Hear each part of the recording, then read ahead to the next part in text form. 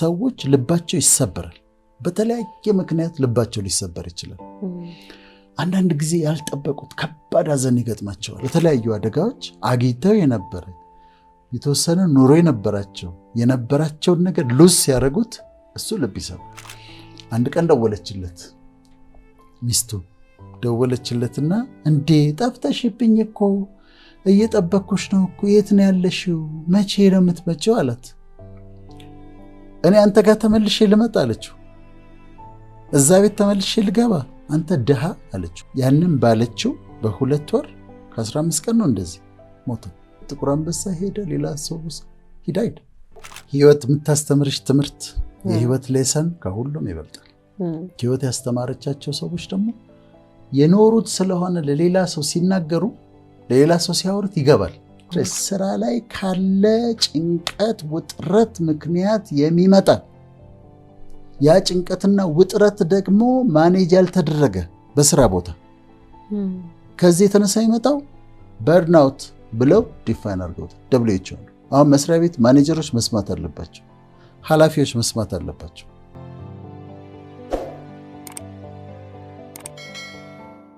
ካውንስሊንግ ስትሰሪ እኔ ካውንስሊንግ ስለምሰራ በተለያየ አጋጣሚ ሰዎችን ስታገኛቸው ስለ ህይወታቸው ሲነግሩሽ አንዳንድ አገላለጻቸው ይገርመኛል ችግራቸውን የሚገልጹበት መንገድ በጣም ያስገርመኛል አሁን አንዷ ምን አለችኝ ካውንስሊንግ የሰራው ዶክተር አለች መኖር ደክሞ ያውቃል አለች መኖር ደክሞ ያውቃል አለች ከዛ ምን ማለት ነው እስቲ ያስረጅኝ አልኩት እኔ መኖር ደክሞኛል አለች መኖር ደክሞኛል ሰርቫይቭ ማድረግ ራሱ ደክሞኛል አለች ህይወት አድክሟታል አይሽ ይሄ ፋቲግ የሚባል ነገር አለ አይደለም የሰውነት ፋቲግ አሁን በህክምና ሜዲካሊ ቼክ የምታደርጊው አለ ሂስትሪ ስትወስጂ ድካም ይሰማኛል ከዛ ደግሞ ስራ ሳልሰራ እንዲሁ ድክም ይለኛል ይላሉ የተለያዩ በሽታዎች ምልክት ነው እሱ ፋቲግ ግን የኑሮ ፋቲግ ደግሞ አለ ፋቲግድ ይሆናሉና ደክሞ ያውቃል አለች ኑሮ ደክሞ ያውቃል መኖር ደክሞ ያውቃል አለች እና በጣም ተረዳኋት በጣም ተገረምኩኝ እና እንዲህ አይነት ነገሮች እንዲህ አይነት አገላለጾች ያገኛለሁ ዘሱ የበለጠ እንዳስብ ያደርገኛል የበለጠ እንዳሰላስል እንዳነብ ያደርገኛል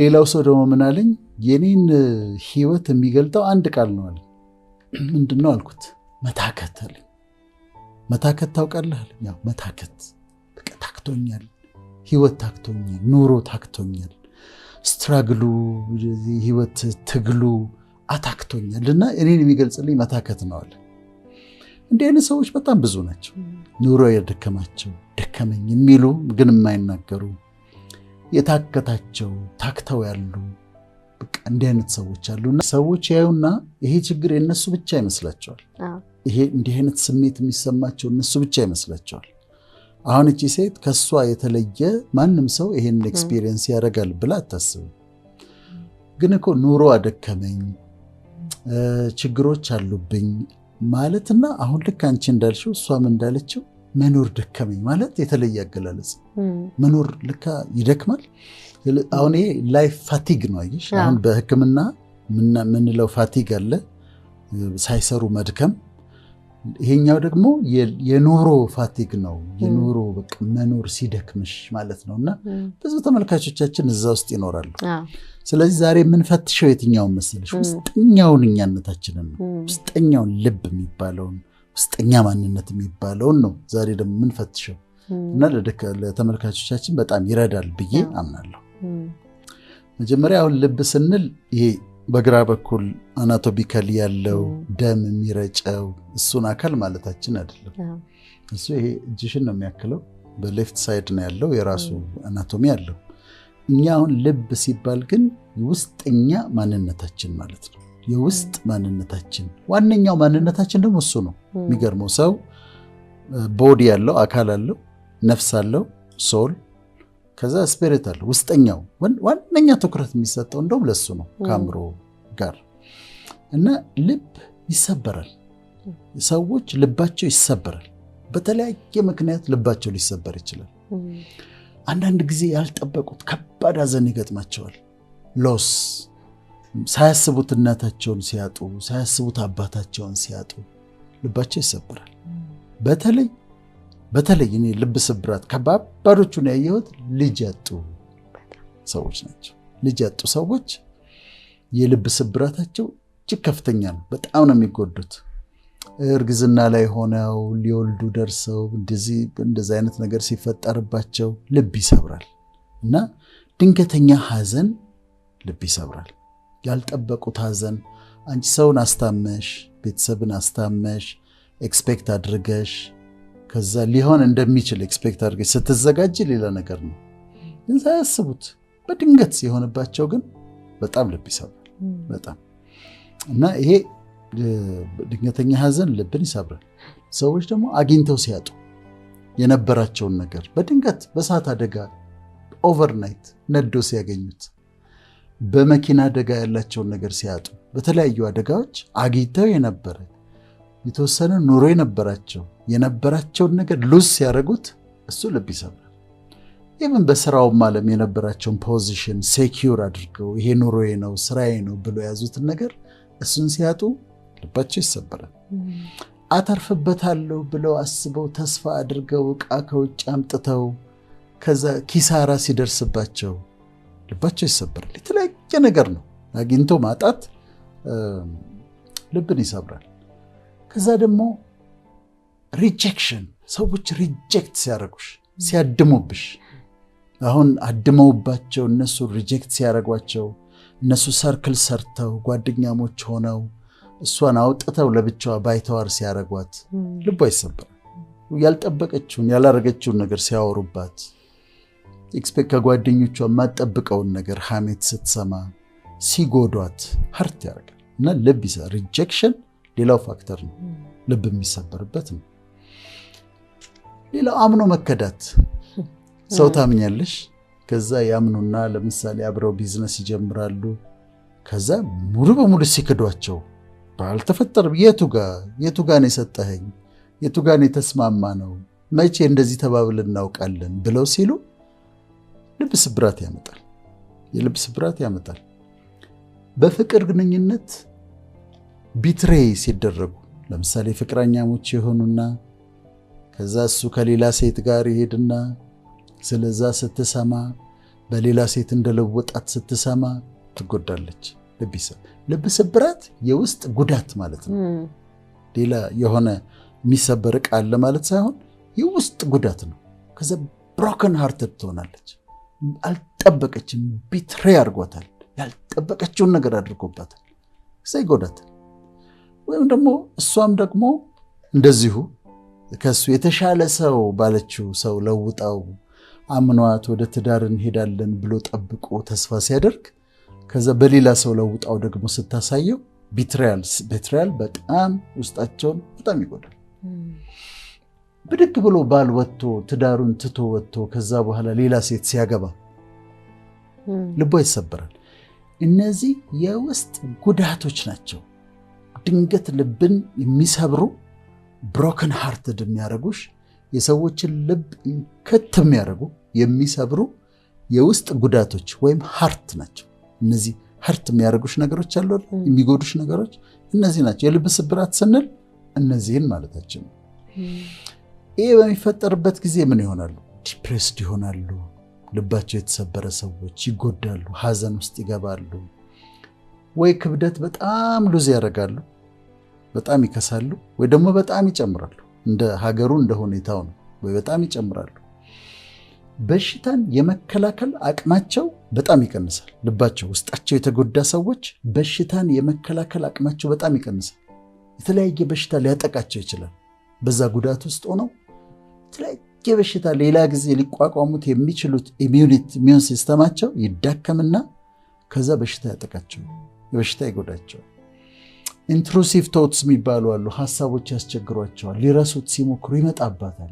የከዳት ሰው ይመጣባታል። ፒክቸሩ ይመጣባታል። የነበራት የፍቅር ግንኙነት ይመጣባታል እና ይረብሻታል። ደጋግሞ ይረብሻቸዋል፣ ይታወካሉ። ከዛ አይደንቲቲ ዲስኦርደር ይመጣባቸዋል። ግን እኔ ማን ነኝ?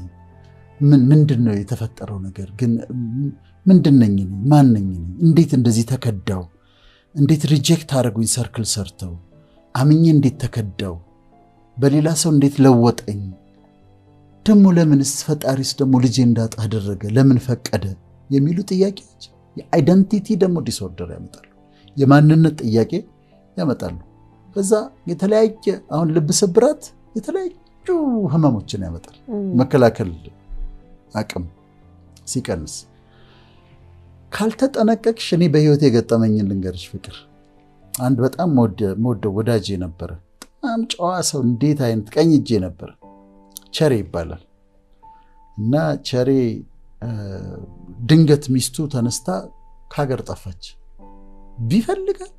ቢፈልጋት የለችም 3 ወር ይመጣል ያወራኛል የት እንዳለች እኮ አላወቅኩም ይላል ይነግረኛል ሐዘኑ ይነግረኛል አጽናናው ሞክራለሁ ትገኛለች ይላል አንድ ቀን ደወለችለት ሚስቱ ደወለችለትና እንዴ ጠፍተሽብኝ እኮ እየጠበቅኩሽ ነው እኮ የት ነው ያለሽው መቼ ነው የምትመጪው አላት እኔ አንተ ጋር ተመልሼ ልመጣ አለችው እዛ ቤት ተመልሼ ልገባ አንተ ደሃ አለችው አንተ ደሃ እዛ መከራ ያለበት ቤት ነው ተመልሼ የምገባው ብላ በኑሮ ደሃ ብላ ሰደበችው ሲመጣ ትልቅ ሰው ነው ከኔም እድሜ ብዙ የሚበልጥ ነው 60ዎች ውስጥ ገብቷልና ሲመጣ ተሰብሯል የተሰበረ ሰው ያየሁት እሱን ነው አንድ ከተካየኋቸው በጣም ተሰብሯል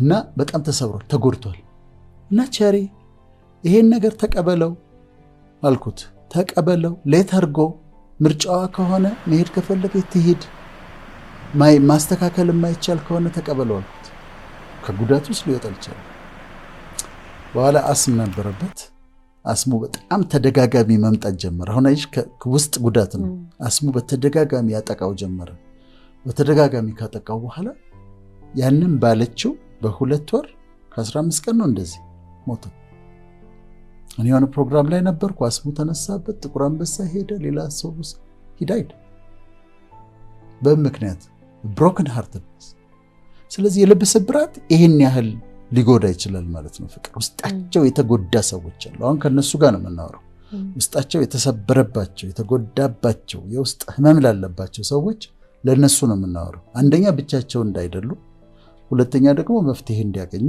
በማሰብ ነው ይተኛሉ ድብርት ውስጥ ይገባሉ ለኑሮ ያላቸው አመለካከት ያስጠላቸዋል መልበስ አይፈልጉም አፒታይታቸውን ሉዝ ሊያደርጉ ይችላሉ ግን እንዴት እንደሚጎዳቸው አይተው ከዛ ውስጥ እንዲወጡልን ነው አሁን የምንፈልገው ልባቸው የተጎዳ ሰዎች እንዲታከሙልን ነው የምንፈልገው ከዛ ውስጥ መውጣት አለብሽ ነው መልእክታችን ከዛ ውስጥ መውጣት አለብህ ነው ምክንያቱም ሲጠገን የተሰበረ ልብ ደግሞ ሲጠገን ልባቸው ተሰብሮ የተጠገነ ልብ ደግሞ ስታገኝ በጣም ድንቅ ነው የሚያስገርም ነው በጣም የሚያስገርም ነው ጉዳቱ ያማል ሰው ልቡ ይሰበር አንልም ተሰብረው የተጠገኑ ግን በጣም እግዚአብሔር የሚወደዋል ለሰው ውብ ናቸው የጃፓኒስ አርት አለ ጃፓኒስ አርት ምንድነው አሁን ብርጭቆ ይሰበራል አይደል አሁን ብርጭቆ ሲሰበር አይጥሉትም እንትኑ ይጠገናል የተሰበረው ልክ ስብራቱ መስመሩን ተከትለው